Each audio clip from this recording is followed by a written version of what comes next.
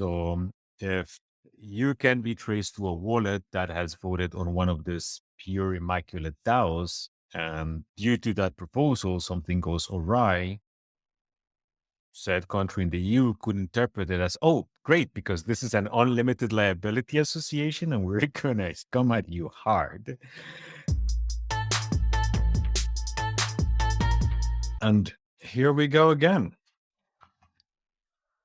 This is this is episode 7.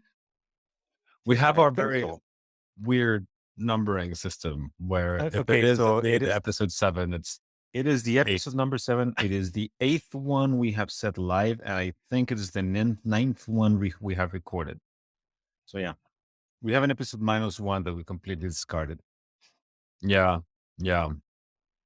Very exciting. Not a dull week in crypto once again. I mean, we had a little bit of a break, or we were a bit slow because Berlin Blockchain Week was happening, which obviously I didn't attend because I have small children, but you did. So what was going on? Man, actually, a lot of the stuff that we can talk about, a lot of the interesting stuff that we can talk about Berlin Blockchain Week, we'll probably get to when we talk about the CFTC situation. And that was frankly, I went there. I attended a whole bunch of side event discussions. I did not do Do-Kwon, which some people told me that it wasn't really nearly that good. On the side event discussions, there was some good stuff. I do wish there was a little bit more of an intellectual honesty to the whole community. There's still too much. There's this episode I think this is bit at the first episode of Silicon Valley where everybody's pitching the startup. It's like, oh yeah, we are selling low furniture to make the world a better place. Like, oh yeah, we are listing ads to make the world a better place.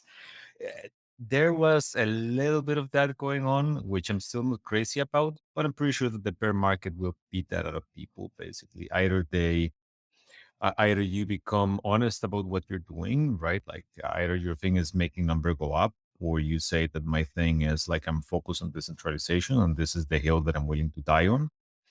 But I think that people are gonna keep, I hope that people are gonna discard those, like, let's say, bullshit bull market trappings, and then just talk about whatever it is they actually want to talk about.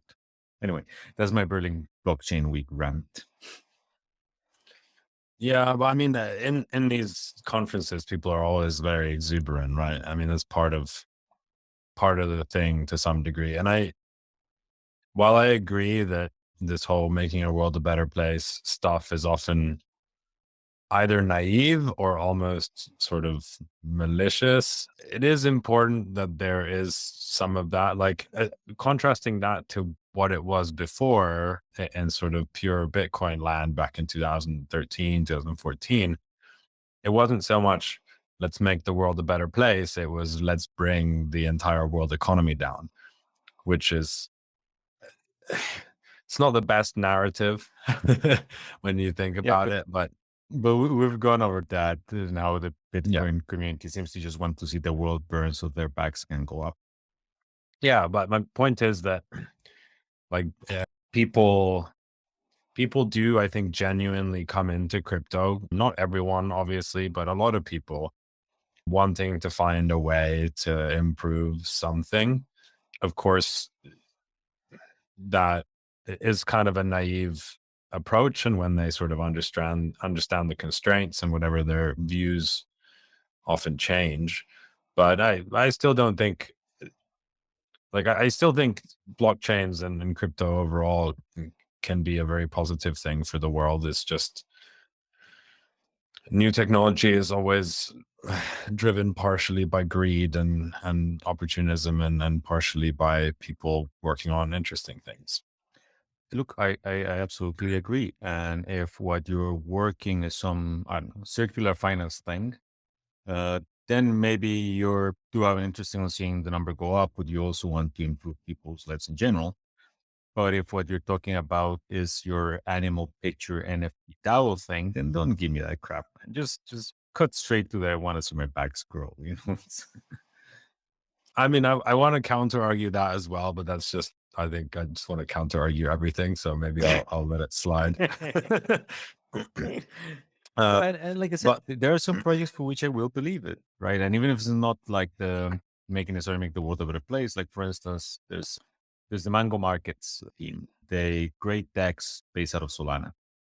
And one of the things that the Mango project is doing now is that they have this proposal to kind of spin out this team that is just going to focus on Solana core development. You know, you could rephrase that as they want to make Solana a better place, but there's an obvious interest there, right? You want Solana to be a good platform because you depend on Solana.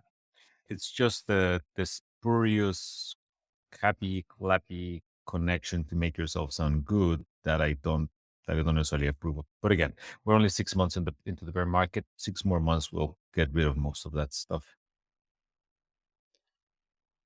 Yeah, and well, one thing, this is maybe a good segue into the merge, or maybe not. But anyway, one thing I do like is that, you know, I mean, we've discussed this before, but the reasonable founders of these different blockchain projects, they tend to not have that sort of happy, clappy, everything is going to be better in this new world kind of view.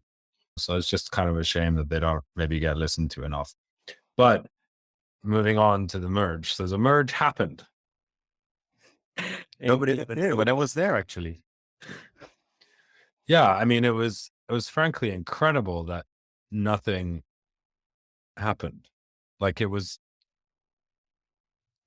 surely something happened. Bad happened. Yeah. Yeah. Well, nothing bad, nothing good, nothing.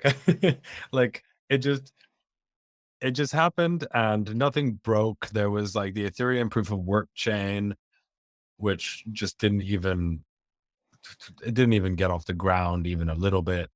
And like if you were holding, for example, your ETH in a multi-sig, getting those Ethereum proof of work tokens is like almost impossible. Not impossible, but you basically need to manually construct transactions and then run your own full node and, you know, whatever. It gets very tricky. So I think that was a complete flop.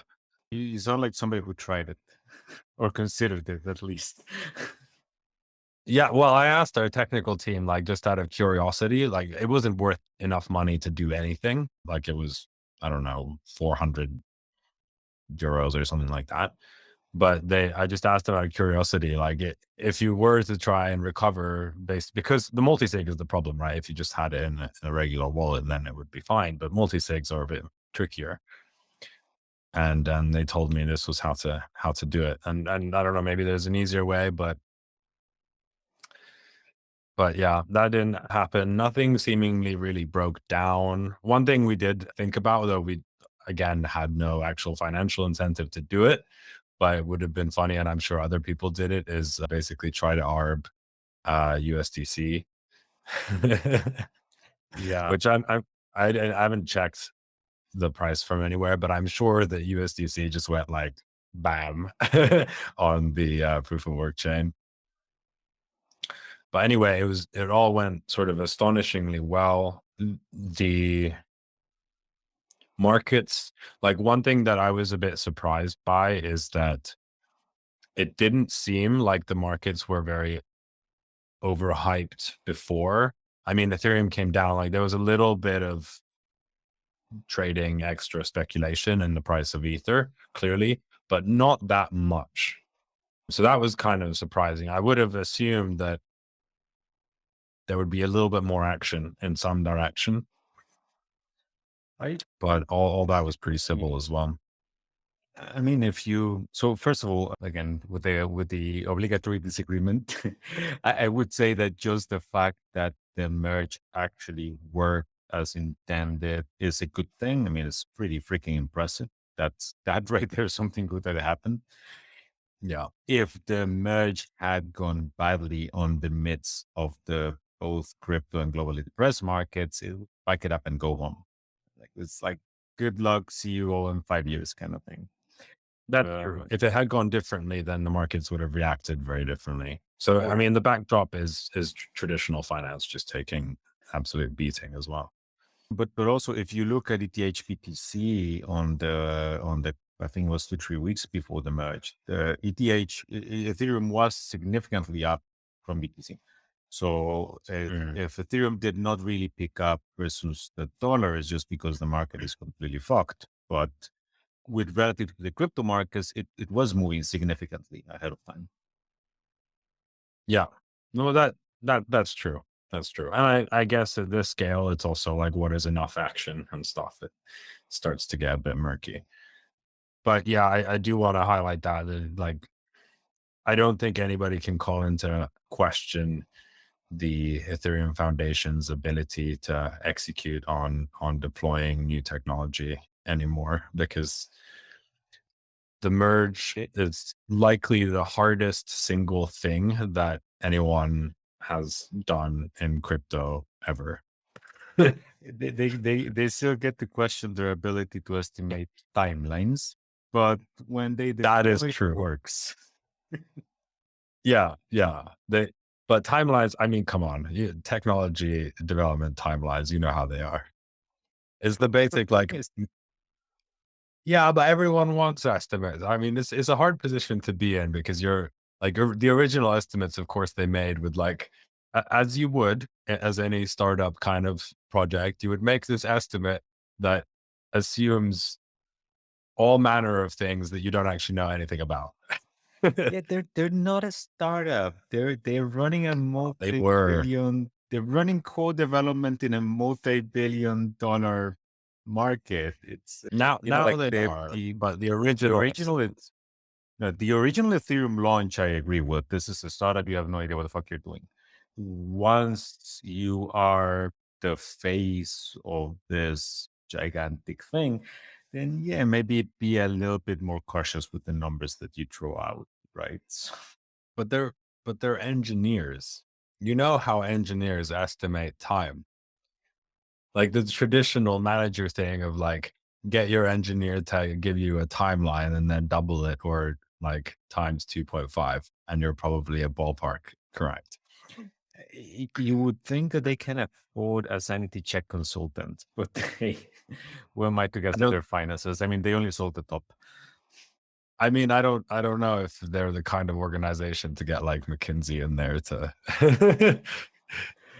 comment on their management strategy. Just pay someone who has run a software project to look at your timeline and go like, wait, what? I mean, you have seen the roadmap, right? It's adorable.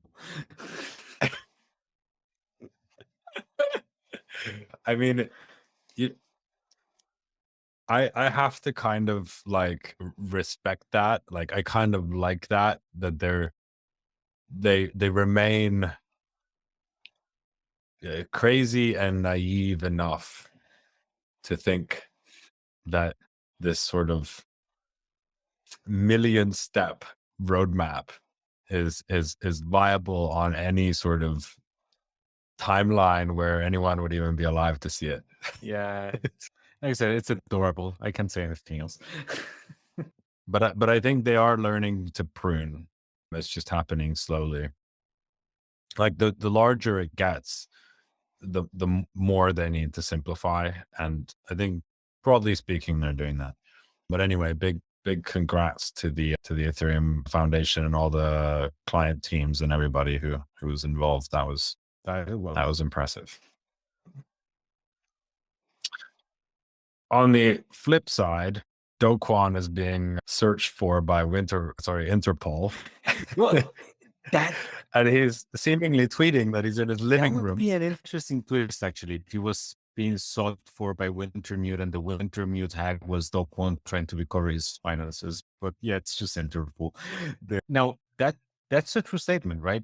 His living room doesn't necessarily say that it is the living room that he has in his regular registered address. So, but what, this whole, like, the whole global, like, Interpol announcing or putting out red alerts and things like that, I feel like generally it's signaling, and it doesn't actually speak much about what's happening on the ground.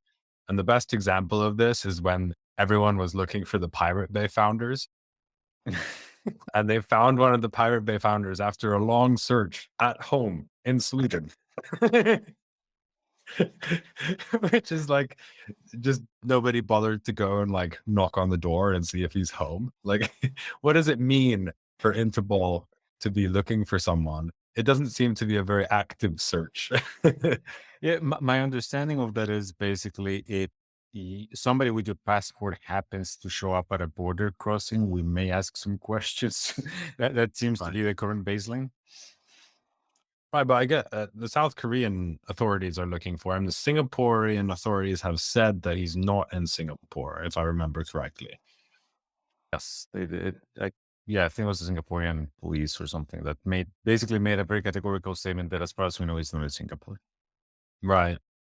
If I was to guess, first of all, it's funny that they make these statements publicly. Like you would think that if you're looking for, some cartel, like when you go after like the head of a big drug cartel, you don't like announce that you're looking for him in this specific place. I feel like you would. I don't know. Maybe they did. First, okay, let's start at the top, right? We're not exactly looking for Abraham Lincoln's assassin here, right? This is a financial founder who is not exactly going to go to his private submarine with his army of mercenaries and try to flee the cops, right? This is, I suspect this is more of a, oh, by the way, if you're around, you may want to just turn yourself in and make our lives easier kind of thing. It could be, but it seemingly become a very public big deal just finding this guy, which is weird. It's like it's made out to be this big manhunt. It's not that weird. I mean, we must be seen to do something. This is something. If Okay. you're the South, This is what I mean by signaling. Yeah, sure. I agree. Mainly I signaling. mean, if you're the South Korean government and then a whole bunch of your citizens lost money because of this guy, then you want to signal that we are serious about catching this person because he's an asshole who hurt our people. And then Singapore wants to signal, well, it's not our fault. He's not here. You guys go look elsewhere. Right. And at some point, at one of these points, somebody realizes they have a buddy in Interpol that can put out a red notice probably. And then that thing goes out. And again, he might get flagged at an airport, but it's not like anybody's gonna, as you say, go knock down, like kick down doors on hotel rooms or something. I mean, if they really want you, that is what they do, which is why this is funny. Like if they really want you, you get all like Kim.com, then they fly in with choppers and drag you out of your house. Yeah. Okay, granted. Now, I always thought that the Kim.com case was a little bit over the top. It was like the government being in about as much cocaine as Kim.com was. Which government? Well, all of them, basically. I mean, this was, first of all, it was if I recall correctly, it was the US who started the case. And then, where was he again? Was it New Zealand? He was in New Zealand, which has no extradition. In New Zealand, who then completely overreacted to whatever US request they got from the US government. And this to me was people just being way too jumpy. Yeah. Anyway, it's kind of an interesting thing. I guess it makes sense that South Korea would want to sort of position very clearly on this, because I would assume that a significant portion of the actual capital in Luna and similar was from South Korea. I mean, it was a massive crypto market that ostensibly jumped pretty hard on that whole thing. Yeah, and if I recall correctly, I would need to look at my notes because this was a few years ago. I remember that Terra came to my attention because 1KX had invested on them. And when I looked into it at the time, I was still with Samsung Next. So I was still going to South Korea every so often. And I remember that like South Korea was the only place where I kept hearing about this. And it was like, okay, I get it. This is a nice thing to do as a synthetic stable coin here. Like, but how does this jump the pond, basically? So yeah, I would say that it was exceedingly embedded into South Korean investors before it expanded out.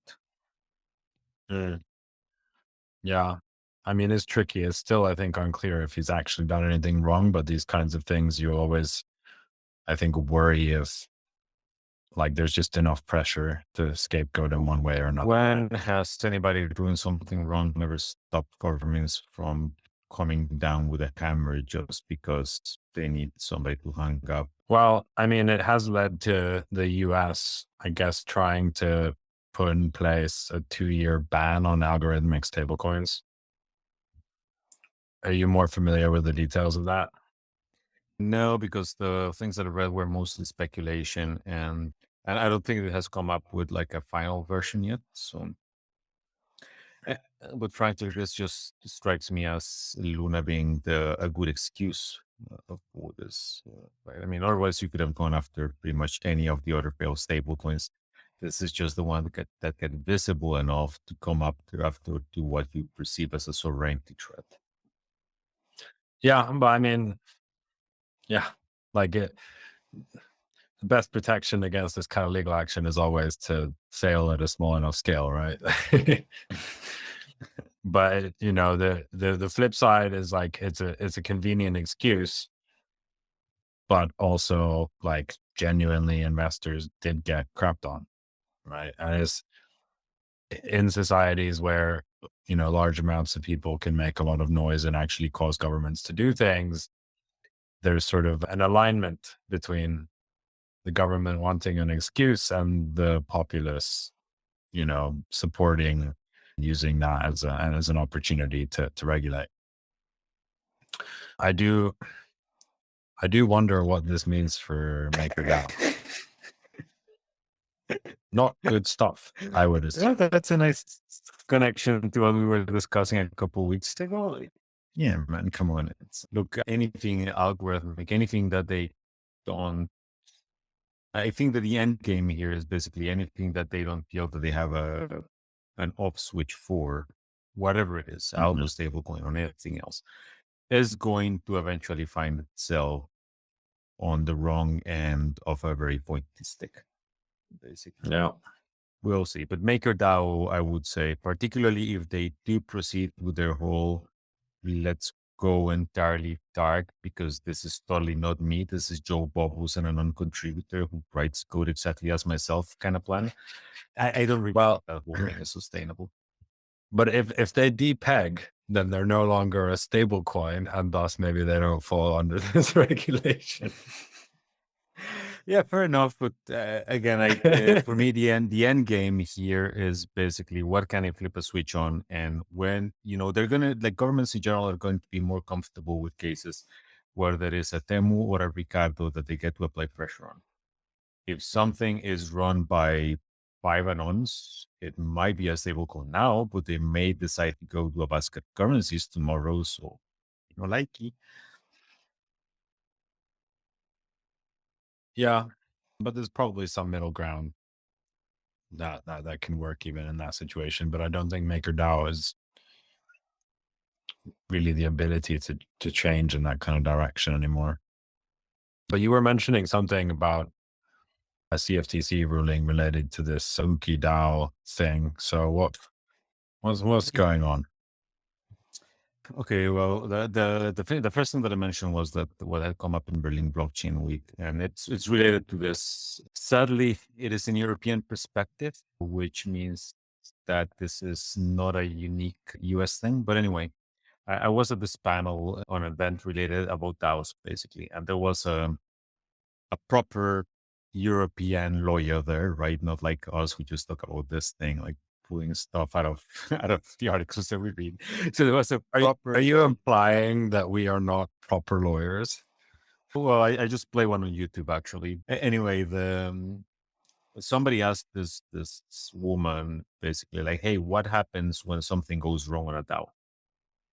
Which was a really interesting question. I actually thought like the answer was going to depend on what goes wrong, but what she said that basically it entirely depended on how the DAO was constituted in the first place. So effectively, if it came out of a company that formed the DAO, that was one thing. If it came out of a foundation, that was a different thing. But on the case of something being, let's say, a pure DAO, right? The community members gathered together and somebody published a contract and now the DAO exists, kind of like immaculate conception of a DAO kind of thing. then she mentioned that basically in most places, and again, this might just be most places in the EU because that was her area of expertise, but she said that in most places, most countries actually recognize a default form of organization when there isn't an alternate specification, which is basically unlimited liability for everyone involved. So if you can be traced to a wallet that has voted on one of these pure immaculate DAOs, and due to that proposal, something goes awry, said country in the EU could interpret it as, oh, great, because this is an unlimited liability association and we're going to come at you hard.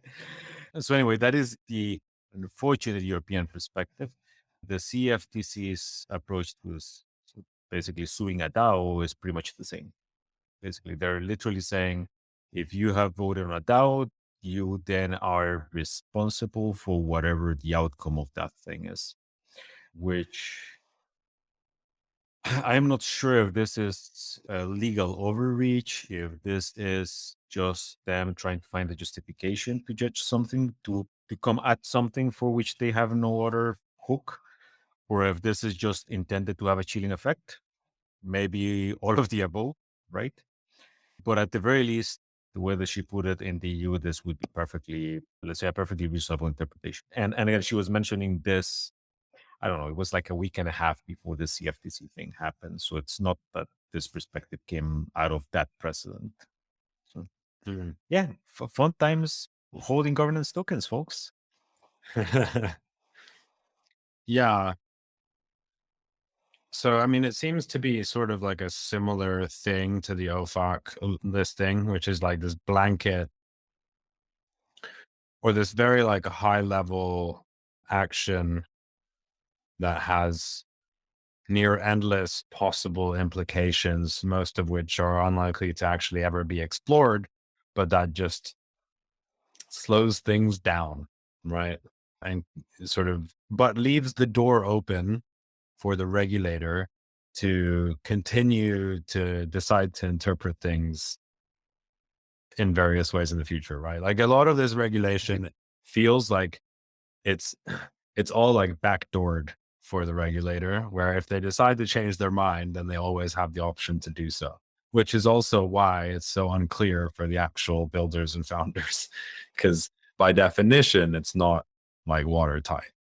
Yeah. And And so we kind of get back to this, like the only way to have regulatory compliance is to get a regulator to tell you that you are compliant. And I feel that's where crypto's going, where basically they expect you to not do anything unless they explicitly tell you that you can, which A, is a terrible way to foster innovation, and B, it's a sensational way to just drive founders, like determined founders on the ground. And if people think that Do-Kwon whole mess is a problem, I don't even want to imagine what that would be with a whole bunch of people like that, but I don't founders. Yeah. Yeah. I mean, it is getting very weird. Like now that Ethereum is proof of stake and there's this separation between block building and all that, you can choose, I think, your block builder. And there's a couple block builders which offer like a regulatorily compliant option and a maximum profit option, which I think is just hilarious. I mean, all of that is also interesting from the perspective of like what is regulatory compliant is very unclear and changes jurisdiction by jurisdiction. And it kind of feels, and I think this is a very bad thing, but it kind of feels like most of the world seems to just kind of be adopting the US attitude towards things. Like the US is the one that's doing all the like significant enforcement action, and then everybody else sort of tags along later. And that I don't really understand why that is. Seriously? Okay, so, well, not in this case. okay, I'm not gonna quote anyone because it's a small country and But it's probably easy to know. let me put this another way. Why wouldn't like let's assume that all governments want to do is like take down all these different networks and services and whatever. Why is it only the US that's really making any moves instead of like every country kind of going after things on their own? You know what I mean? Like, I know what you mean, but why are these blanket regulations not being put out by anyone else except post US regulation? okay, well, two things. First, if you're a small country, then there is an advantage for you to try and milk this a little bit more for a couple years. You know, maybe this actually generates some tax money for you. But You should talk to also, the Finnish regulators. yeah, They're but really, really not interested in milking this at all. maybe the Finnish regulators just don't feel like they have the this all-encompassing view that obviously U.S. regulators have with their perfect understanding of markets. But also, as I was saying earlier, I'm not going to quote the person. It's probably easy enough to narrow down, given that it's a tiny country where I got this from. But someone was telling me that someone who's close to the Estonian, uh, let's say, uh, software industry was telling me that one of the reasons why Estonia wasn't exactly becoming anti-crypto, but they were basically not encouraging it at all, was because the government got an ultimatum of basically that's a nice Swift integration that you have there. It's a pity if people couldn't send dollars to your country anymore, kind of thing. So the basically people wait for the US because when you have a huge bully, then either you implement the exact same thing that the bully wants or the bully body slams you anyway because they're a bully and they don't care if you think you're doing something reasonable. You should do what the bully says. That makes sense. And I understand like protectionism from the traditional financial industries sort of incentives. But surely by this point, someone in that industry has had the thought that like maybe it's possible to do all this shit better. And isn't it weird that transactions still take days between some banks when a database entry takes, milliseconds? Like, Are we going through this again? The whole large um, institutions are reluctant to change, and somebody who actually rocks the boat may get thrown off the boat. Things. no, I understand that. What I'm more saying is at this point, surely like they've realized that this is something they need to be on this train. Like it's not to be stopped. You can stop the blockchain train, maybe, but you're not going to stop the sort of general software digitalization train. And of course, they're all like waiting for their whatever CBDC central bank money. But again, they're like, how long is that going to take? And isn't that worse for the banks than if they would just do it themselves?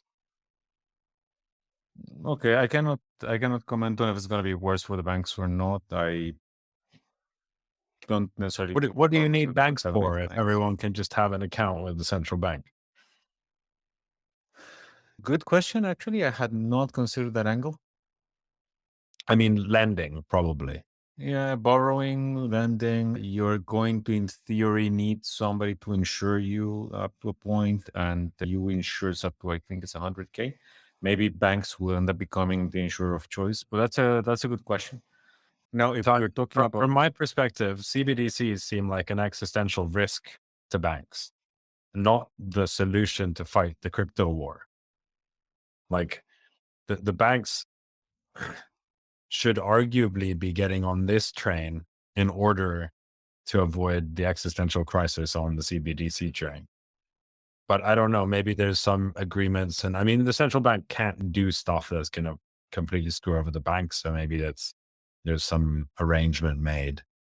yeah, first I would assume that the central bank is on the bank's pocket anyway. But again, the bank's whole business is not holding your money. I mean, in the EU, I think right now about 50,000 euros they charge a lot of banks, or they used to charge you the negative interest rates. So the so it's not like their business is holding your money. Their businesses lending out your money.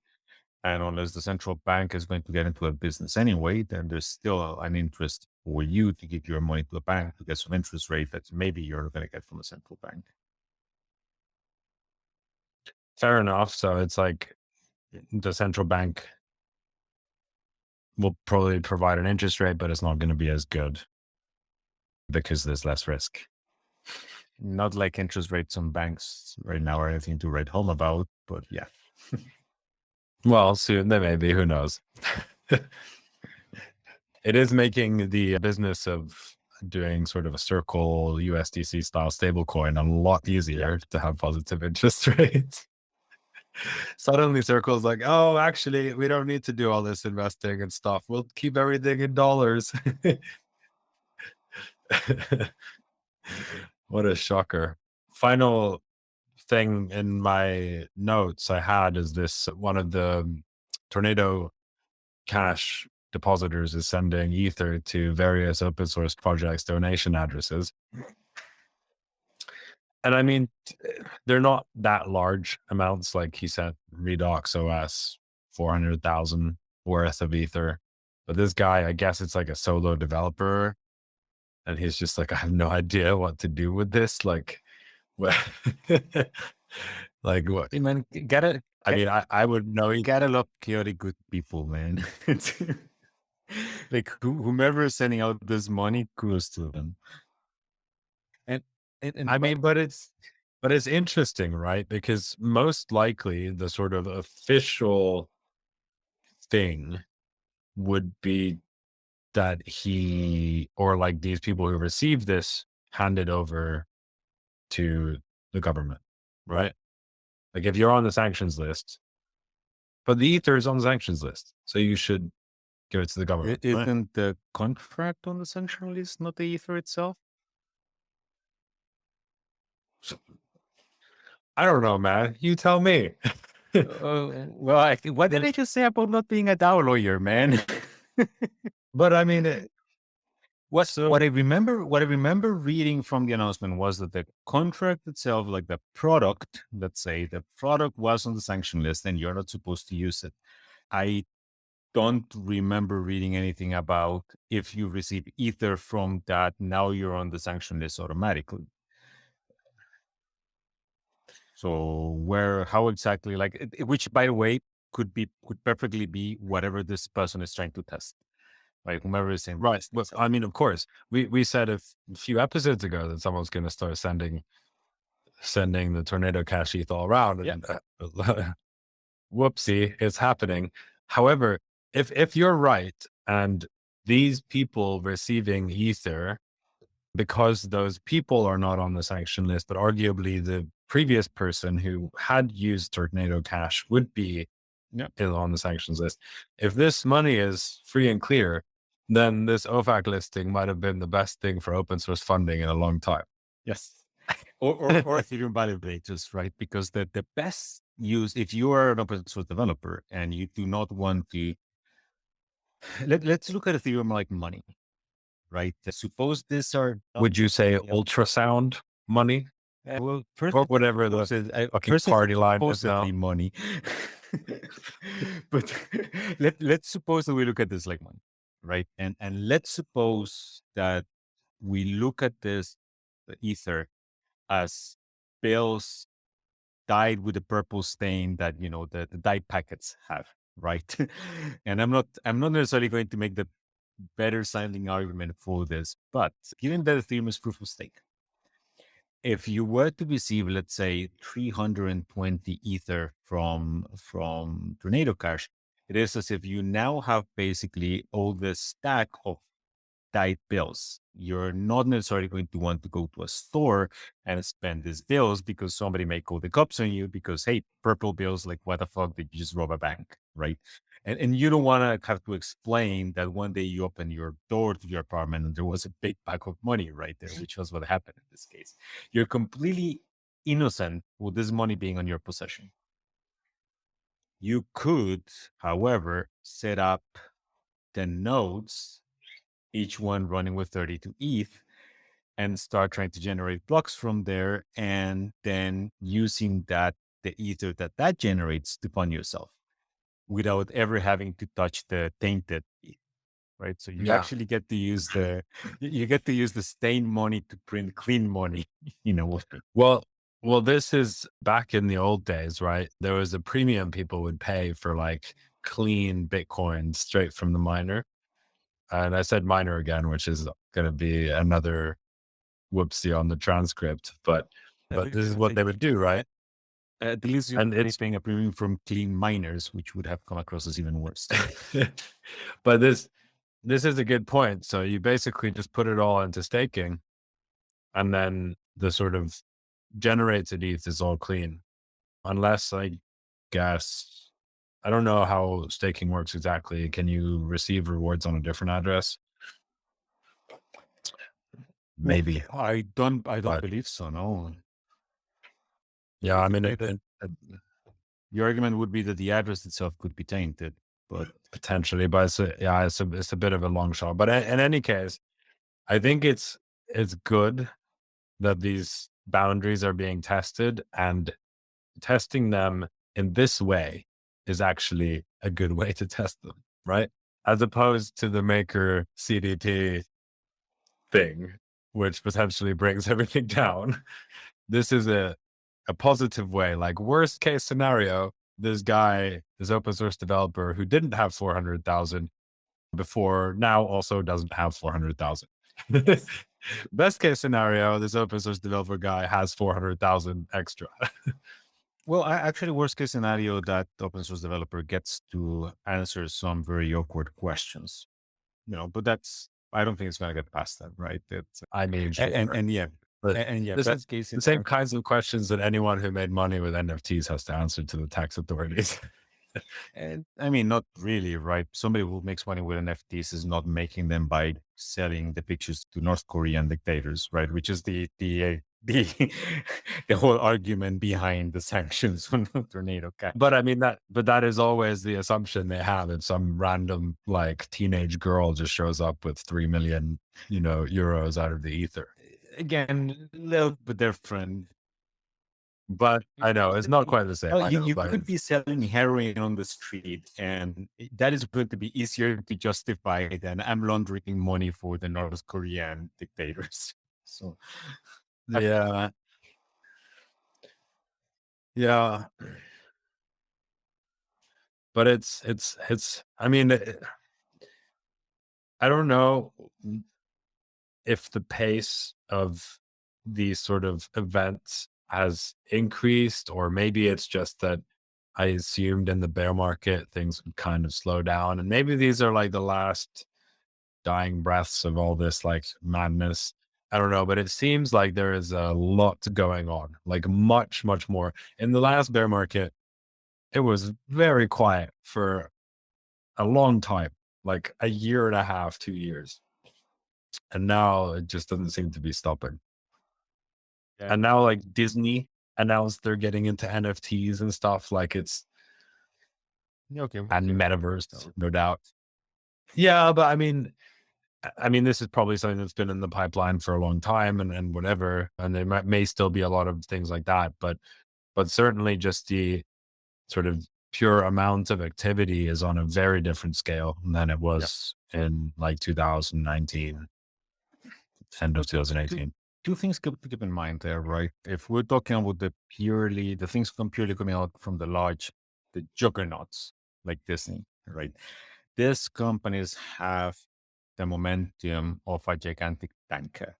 So, it could be perfectly possible that they were not planning to announce this on anything other than a beautiful bull market, but the sheer inertia that they have just makes them unable to stop, no matter if clearly this is a massive bear market and like crypto winter kind of thing.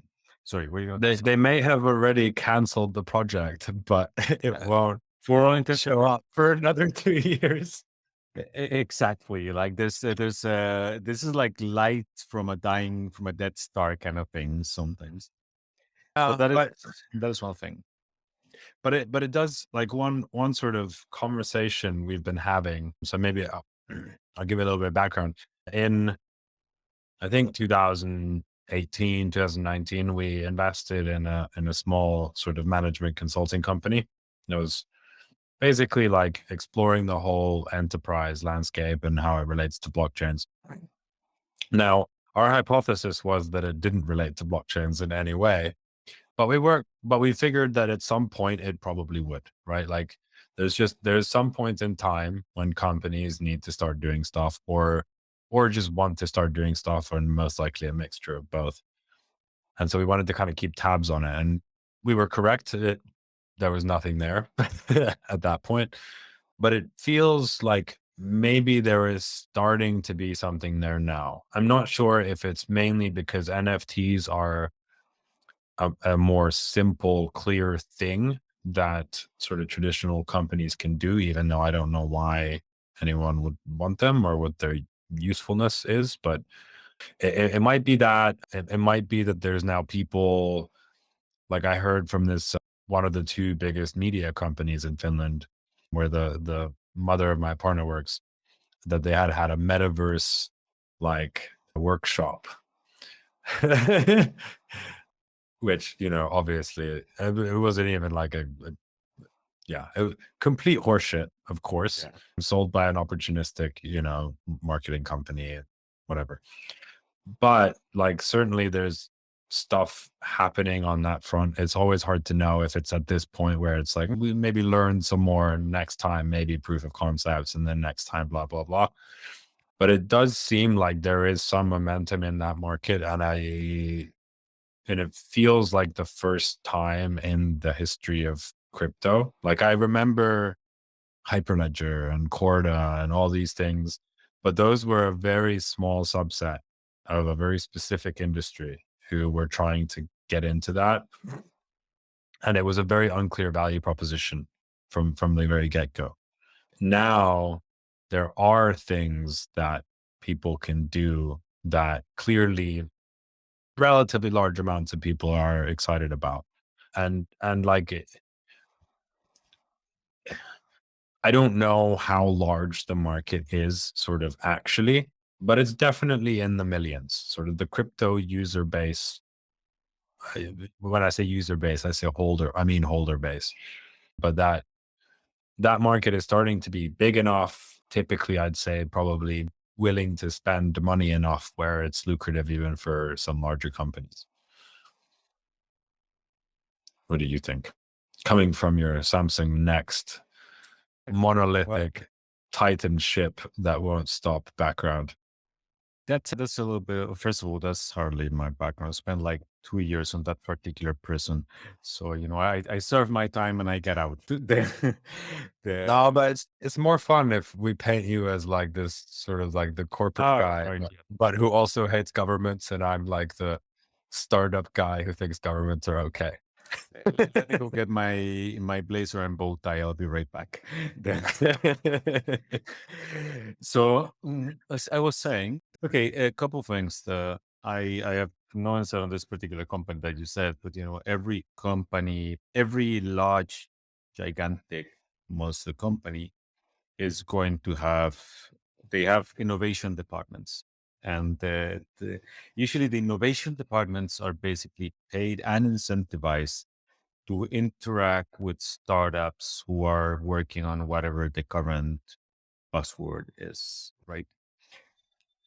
At when the buzzword was blockchain, because you know we're not going to get most of this involved in crypto, but when the buzzword that you could sell to, okay, let's take a step back. Actually, back when crypto was a thing, like the when crypto started becoming a thing, you could not have sold these corporate things on crypto, partially because of what you said about crypto people being so fucking weird. So you know, who are you gonna sell them on? The we want to see the world burn Bitcoiners, or tie dyed wearing a unicorn T-shirt Vitalik, which were pretty much the two options. Or you know what, fucking Ripple and Cardano. Like, what are you gonna sell them on from crypto? If this is 2016, 2017. So at the time, then the approach that people took was basically neuter that whole thing and say like, oh no, it's not about the weirdos. It's about the technology. Hence blockchain and ledgers and all this stuff, right? So I actually took the supply chain blockchains, right? And the traceability and all this stuff. And I actually took the opposite approach. I gave a talk to a whole bunch of SAP developers, telling them like, this is why in most cases you don't actually want a distributed ledger kind of talk. So anyway, that was the thing back then. And if you look at this, it basically means that you need to take whatever is interesting to this and strip it away to something that you can sell. The key difference with NFTs is that you can make the thing that people are finding interesting sound interesting in itself without being threatening to corporates the way that crypto looks threatening, which is one of the reasons why I think NFTs are taking off on all these things. It looks like something that people can grasp. So that's one thing. No.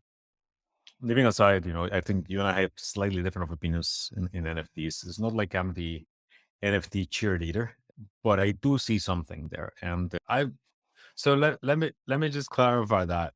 I do think NFTs are exciting. And I mean, I was one of the very first proponents of NFTs when CryptoKitties was coming out. However, I am bummed that NFTs have taken such a simple form. There's so much potential that's just not being explored because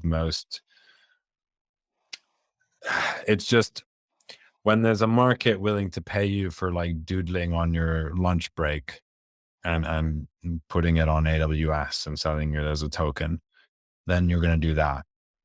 And I think that will not go away, but that will certainly change in some profound way. Like, and there's so much more that can be done when you have something that's programmable than just link it to a fucking EC2 instance. Like it's, or are we filed? But yeah. Or are we, but nobody actually does that. No, actually in Solana, I've been looking into it and I haven't taken like a wide sample, but I can tell you that the vast majority of NFTs that I have seen are backed, let's say like 70 something percent by Arweave and the other 30% by whatever the name of the Filecoin based thing is. I keep forgetting its name. IPFS. No, there's a Filecoin has like NFTIO something service. Anyway, I have no idea, but so wait. You're saying that 70% of NFTs on Solana are on Arweave? I'm saying of the ones that I have checked personally, it was like if you go, for instance, to exchange.art, I would be surprised if on a random sample of 50 NFTs, you find a single one that is on AWS. I think that sounds suspicious, but I'll take your word check on it out. Basically, the key thing there is that you need sane defaults.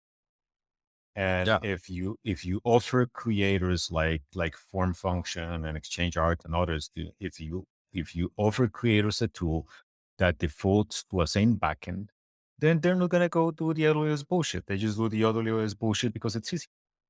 Once you have sane tools like this sites offer, then you end up with a whole bunch more stuff stored in a same way. But do a test. Go to exchange.art, do a random sample of 50 and tell me how many you find on AWS. Would love to see that. I think honestly, the faster way for me to discover this would be to tweet at Anatoly and ask him. But we'll see. Oh, as I said, I wasn't making a statement about all Solana, just about the ones that I end up crossing my path, which in my case is mostly Solana stuff that gets sent on to me. But going back to NFTs and enterprise and stuff. So basically your view is that they're understandable. They're clearly not like competitive with their existing businesses. They're non. So it's sort of easy to jump on the train. They're non-threatening, right? Because if you're, I don't know, let's not say Deutsche Bank. Starbucks. That's a great example there. But no, let's say, I don't know, like large German corporate. If you're Volkswagen, right, let's say, or Porsche or whatever, let's say that Ethereum doesn't compete with me, right, in any way. But it sounds weird and threatening when why would I be using this thing for money if I can just use euros on a micropayment through a blockchain that I control, right? Yeah. So it's not just that they're not competitive, it's that they're non-threatening. That is one thing. The other is that I think it is a lot easier for people to perceive some potential on NFTs because they think that they're understandable than on this weird crypto thing where financial composability is something that they might not be trained to think about, right? We who have spent more time on the crypto space now have kind of like trained ourselves to look at the composability of all these tokens and all this other stuff and the doors that might open.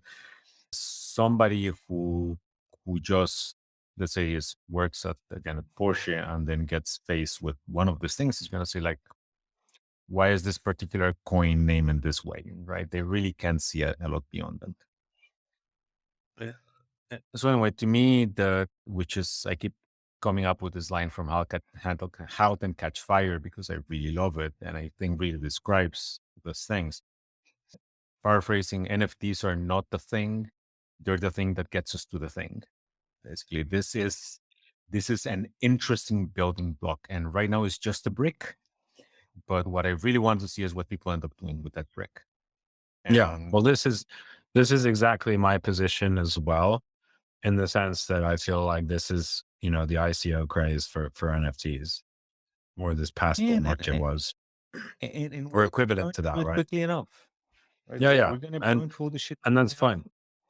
fine. And I honestly don't like I don't have an issue with, you know, projects getting a lot of money as such.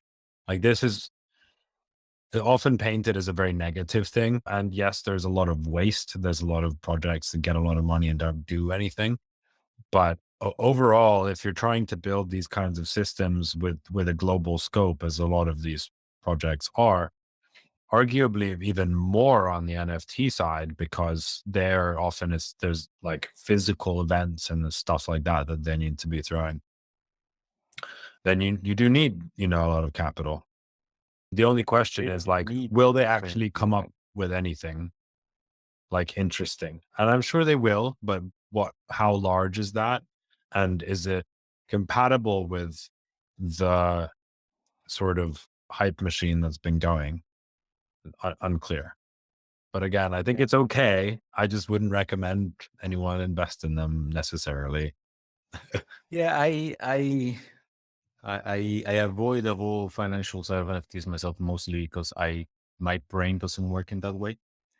I know someone who's really good at spotting like the thing that's gonna go up, and we just I don't know. Let's say that he hits 3 out of 10, but those three make him a significant profit, and he gets no attached to them. He just sees him as a vehicle that works on hype and on a very short time frame. Like all these are things that my brain just doesn't line with.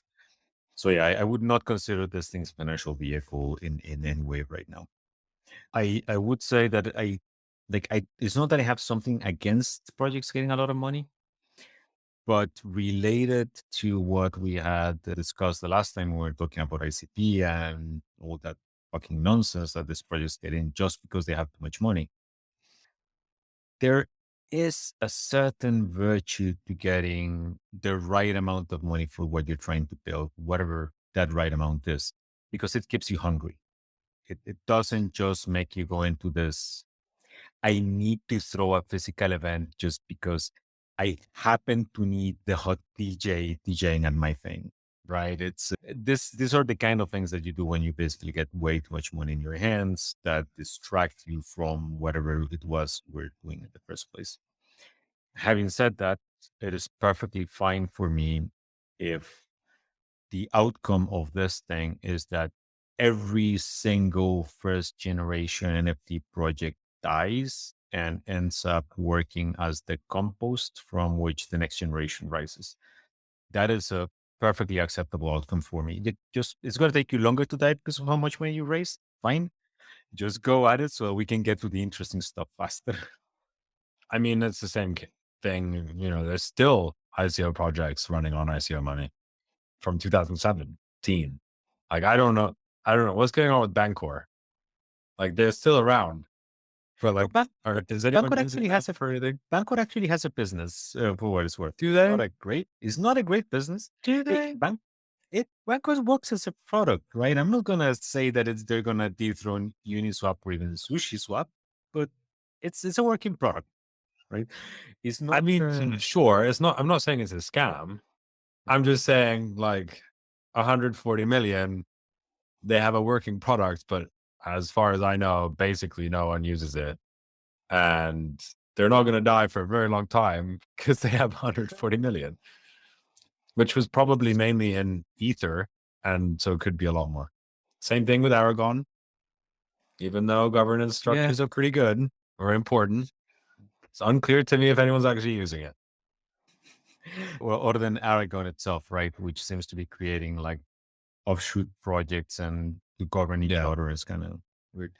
Yeah, actually, I recall that at some point, well, I'm not sure if that's still the case now, but I recall that at some point in late 2019, Aragon was where most DAOs were being created for whatever reason. Yeah, well, it was one of the it was one of the first places to sort of create basic governance sort of frameworks and smart contracts.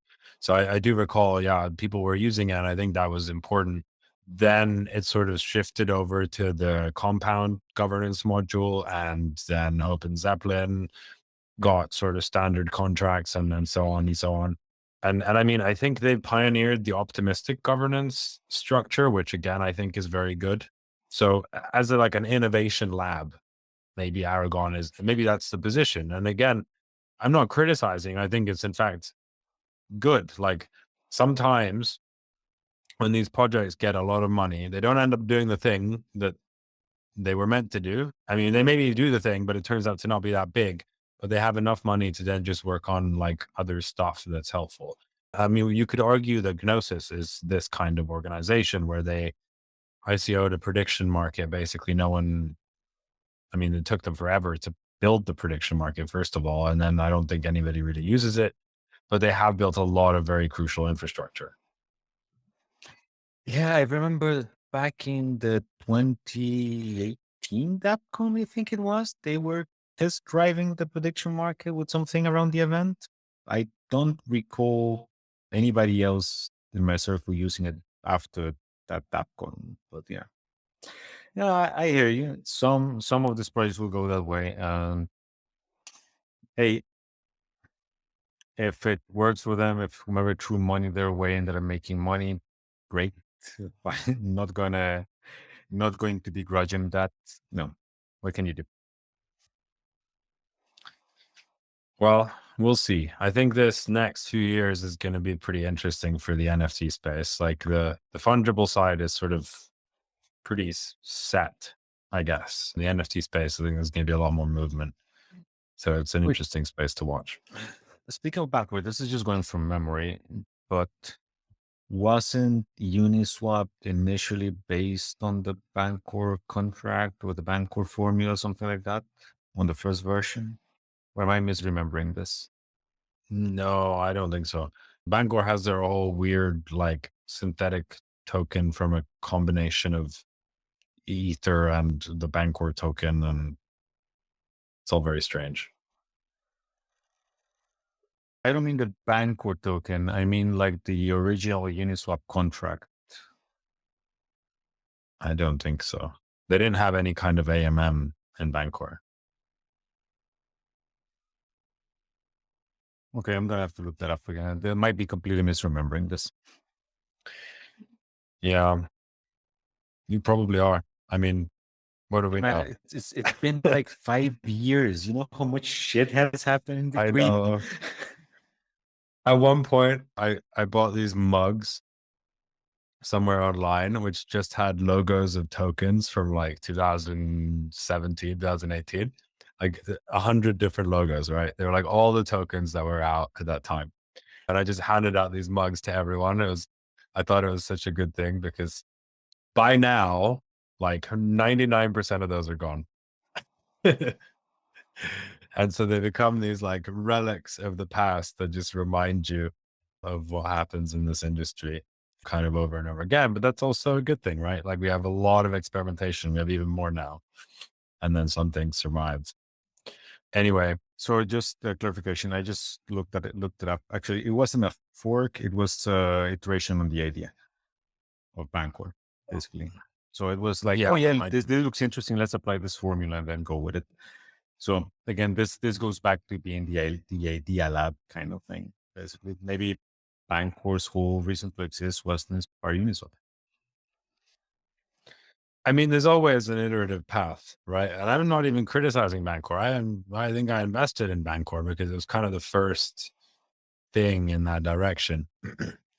but it is an example, I would maybe argue, of a project that did not turn out to have product market fit and then also didn't do much else. Like they had money to do stuff, but they didn't. Yeah. I recall reading the documentation for their latest version, like before it came up like a couple of years ago, and I was like, where exactly are you going with this vortex thing? Like I get the imagery that you're trying to create of we're just gonna suck all the liquidity in, but how exactly is this gonna happen? So yeah, it's at some point you gotta know when to fold them, right? Yeah, and the big problem in these things is like, oftentimes the original team gets so rich that they basically leave and they hire in a team. And then that sort of hired in team, they're maintaining, right? It's Yeah. they don't have necessarily don't have much hunger to do anything beyond that. But it happens. Well, this is an optimistic way to leave the conversation. So hopefully we have something else to throw out. Well, I don't know. I think you haven't looked at this, but there's a proposal for changing the Bitcoin proof of work to something called proof of work X, which is based on optical computing. And Oh yeah, I haven't looked into that. Tell me about it because that definitely sounds like a weird thing going on. exactly, well, see, this is the kind of thing I love because it's just strange and kind of nerdy. So optical computing is well, it is what it is.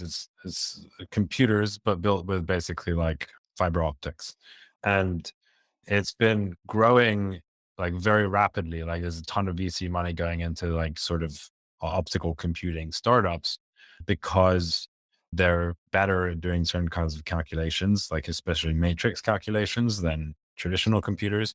And matrix calculations play a big role in AI. So pretty much all of them are sort of positioning to be sort of hardware for AI, of course. But then there's this powx.org group who have created a proposal to use this to basically create a new proof of work algorithm that works with optical computing. I think they're doing a prototype with one of these AI startups. And the idea is that you can get to a similar sort of security dynamic while being much more energy efficient. And I guess there's all this stuff about like, in order to like make it better, you need to basically improve the technology.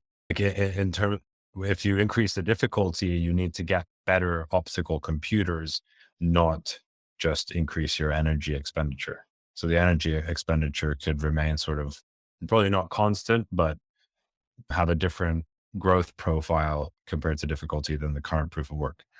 Now, I have no idea if this is actually feasible. Like optical computing just sounds cool. That's really what it's all about. But I think it is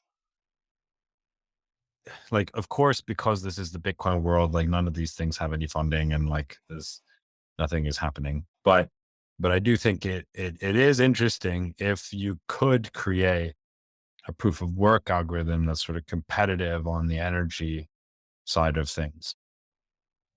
Because then you like right now, proof of stake is the only way to go, pretty much, because regardless of all the sort of wealth distribution, blah, blah, blah consequences, there's just no argument that you should be spending 100 times more electricity. However, if the gap was considerably closer, then those are philosophical arguments about like what is a more fair model become more interesting. Of course, So getting optical computers is not going to be like a very simple thing, right? I was gonna It'll be say, complicated. I was gonna ask if you were going to be able to get an optical computer out of your hypothetical African village to start mining out of, No, pristine bitcoins. no, but the dynamics are different, and arguably, proof of stake, you have more skin in the game, regardless, and so it's sort of always better. But maybe optical computers would be sort of functional, not just in terms of a proof of work algorithm, but also in practical use cases, unlike ASICs. So I don't know, but there's been a lot of proposals about these kinds of things. Nothing ever happens in Bitcoin land, but I just found it interesting. And there's a few like prototype optical, I think they were called like O Bitcoin or Bitcoin O or something like that. Like color coins. I don't know what the fuck they're called now. But like one of their website didn't work and like another one was trading at, I don't know, like 2 million market cap. So Yeah, so, you know how it if I is. recall, if I recall correctly, one of Vitalik's first project was color coins. So maybe this will give us whatever the next interesting crypto founder is.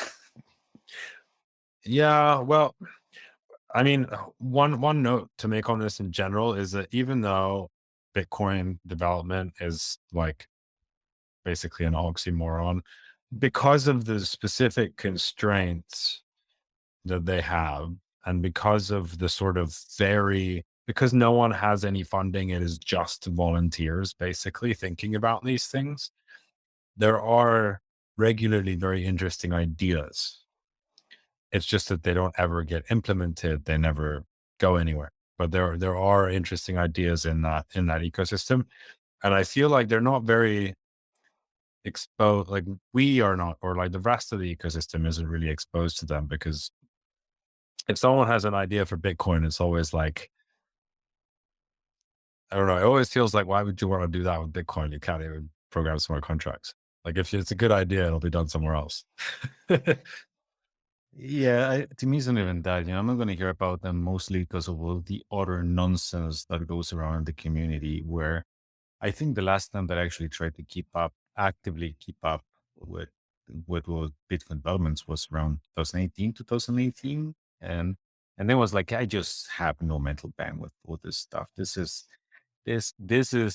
was the kind of thing that I keep referring to as mental herpes, because once it gets lodged in your brain, it flares up every so often. Like whatever you're doing, like you remember some completely asinine comment that some diehard Bitcoiner posted somewhere 3-4 years ago. I, I just don't have the energy for having that stuff around my head the whole time. So I trust that these things will either surface by you or someone else who has a little bit more patience with this than myself.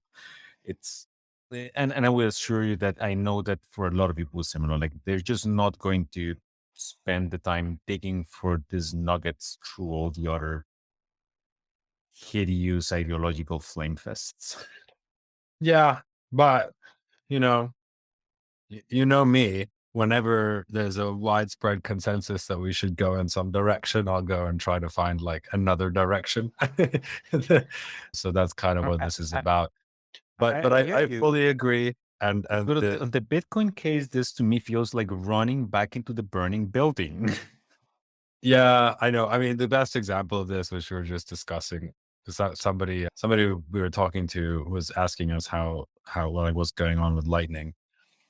And we were like, well, Lightning Labs has raised around and about as much money as they have TVL in the Lightning Network. So that's what's going on. TVL is like 95 million and Lightning Labs has raised 85 or something like that. Yeah. To me, So the saddest description of Lightning Lab is basically realizing that there was more WBTC in Solana that there was BTC on Lightning. Like there was, I think it's Solend, which basically has about half the BTC locked in as Lightning does. And this is like a lending protocol on Solana where this thing isn't even native. Like, how do you fail this badly and still manage to raise that much money?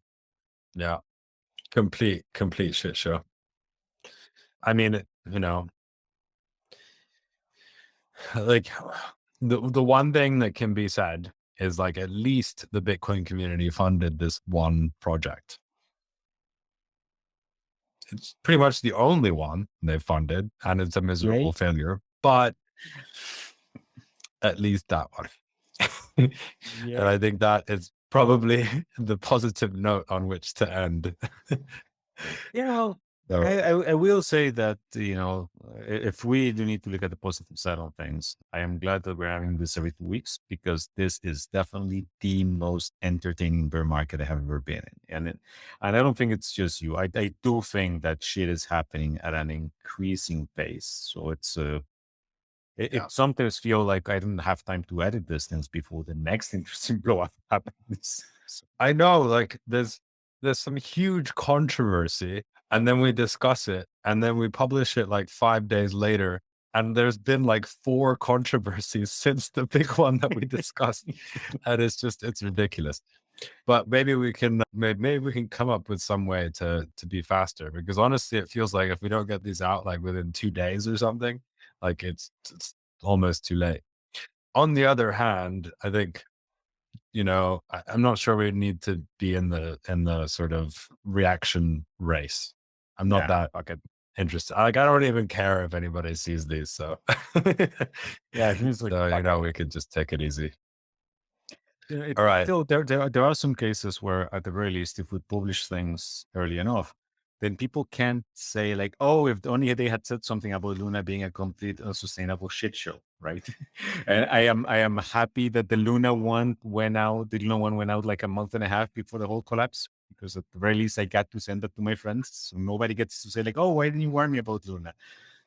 Well, we do forecast things, and we make longer term forecasts. So generally, like we are like, I feel personally like there's no end of things that I have predicted in this market, but consistently I'm like, I mean, there's probably many more people before me, but I'm like a year, 2 years too early. And then people get really excited about later, and I'm already like really bored of the whole topic.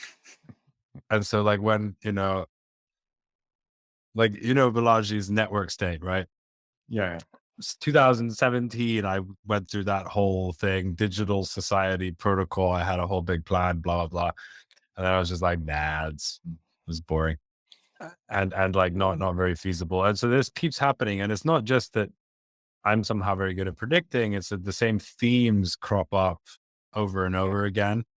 And then at some point, and that's the point which is very hard to predict, it's sort of the right time and everything else is feasible. And sometimes it's just memetics. Like sometimes it's just people get excited. Like why did metaverse come now? Like metaverse has been a thing in tech. Like Decentraland launched in 2017 or 2000. I think 2017. It's not like a new thing. And they like built some stuff. Linden Labs. Linden Labs did a phone, right? No. Or am I thinking about Labs was doing Second Life. Oh, right. Yeah, exactly. Second Life. They were on the Solana phone. There have been numerous attempts to do a phone. I'm still waiting. So in 2000, maybe 16, 2017, I had this idea that we need to try to get a satellite constellation that's controlled by some sort of decentralized mechanism, which sounds very stupid, and it kind of is. But I thought it was a very funny idea. When I actually got some satellite company very excited about it, but then eventually I was like, no, actually, it's really stupid. Let's not do that. But there again, that will probably happen to some degree at some point. Like Starlink seems to have hit good timing. right? Well, And it's not the first. It's not the first. It's nowhere near the first. There have been satellite constellations for that intended purpose for God knows how long, and now it's all very competitive and whatever. So timing is important, and especially the timing of ending this episode, which I'm going to do now. So thank you, everyone who has been listening, if they have. Bye. Ciao.